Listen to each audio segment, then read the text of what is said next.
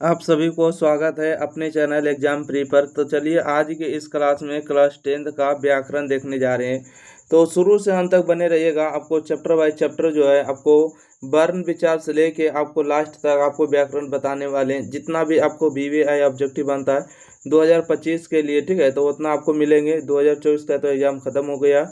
तो आइए बिल्कुल ही बिना देरी किए हुए स्टार्ट करते हैं। इससे पहले कि बता दें, जो एग्जाम प्री चैनल को सब्सक्राइब नहीं की सब्सक्राइब कर लीजिएगा, नोटिफिकेशन की घंटा को ऑन कर लीजिएगा ताकि सारा वीडियो आपको मिलता रहेगा। और एग्जाम प्री के चैनल को आप जाके चेकआउट करिएगा, सारा वीडियो आपको वहाँ पर मिल जाएंगे। ठीक है, चलिए क्वेश्चन नंबर 1 है, ई वर्ण है तो देखिए आपको डायरेक्ट आंसर बताएंगे, दीर्घ स्वर हो जाएंगे।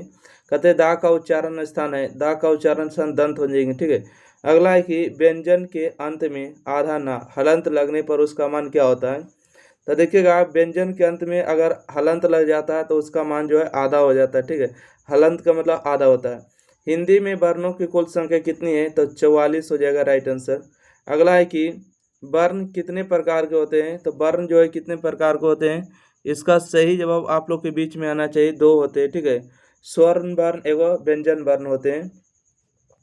अगला प्रश्न है व्यंजन वर्ण कितने हैं। ठीक है, व्यंजन वर्ण कितने हैं, तो 33 हो जाएंगे। अगला है स्वर्ण वर्ण की संख्या कितनी है, तो स्वर्ण वर्ण की संख्या 11 हो जाएगा। अगला है गा का उच्चारण स्थान क्या है, तो गा का जो उच्चारण स्थान है कंठ हो जाएंगे सही जगह। ठीक है, गा का उच्चारण स्थान कंठ हो जाएंगे।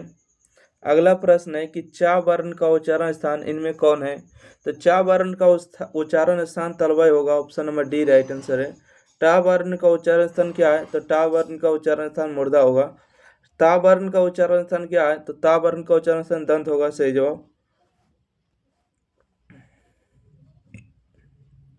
अगला प्रश्न है इनमें कौन दीर्घ स्वर है, दीर्घ स्वर जो होगा ई होगा। ठीक है, बड़ी ई की मात्रा दीर्घ स्वर होगा।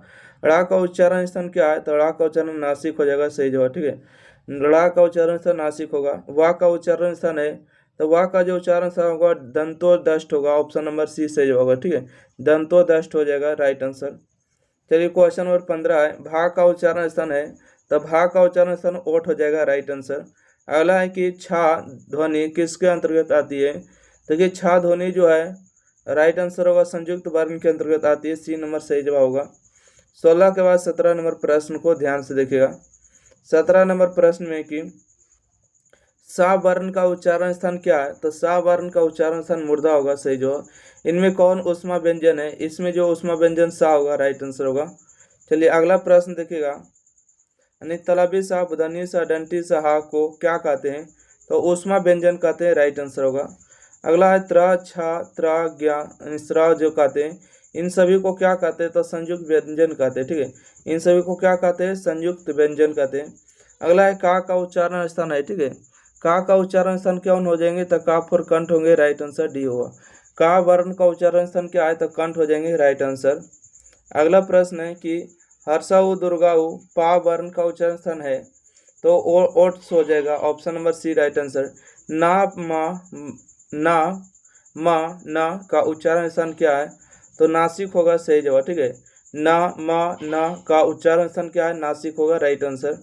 अगला प्रश्न देखिए क्वेश्चन नंबर 24 है, हा एवं विसर्ग का उच्चारण स्थान क्या है, तो देखिएगा हा एवं विसर्ग का उच्चारण स्थान क्या होगा, तो कंठय हो जाएगा, option number B right answer. या और सा का उच्चारण स्थान क्या है, तो या और सा का उच्चारण स्थान तलवय होगा, option number D right answer है। अगला ला और सा का उच्चारण स्थान बताइए, तो ला और सा का उच्चारण स्थान दंत होगा, सही जवाब ऑप्शन नंबर बी होगा। अगला प्रश्न देखिए क्वेश्चन नंबर 27 में, व्यंजन के कितने प्रकार होते हैं, तो व्यंजन के 5 प्रकार होते हैं। ठीक है, व्यंजन के 5 प्रकार होते हैं। छा का उच्चारण स्थान क्या है, तो छा का उच्चारण स्थान तालु होगा, राइट आंसर। अगला है धा का उच्चारण स्थान क्या है, तो धा का उच्चारण स्थान दंत होगा, right answer option number C हो जाएगा। तो इस प्रकार से आपको जो है चैप्टर समाप्त होते हैं, चैप्टर नंबर 1 वर्ण। ठीक है, तो चलिए चैप्टर नंबर 2 पर स्टार्ट करेंगे। उससे पहले बता दें कि जो भी एग्जाम प्री चैनल को सब्सक्राइब लाइक शेयर नहीं किए तो कर दीजिएगा प्लीज़, और फिर अगले वीडियो क्लास से मिलेंगे। जब तक के लिए धन्यवाद।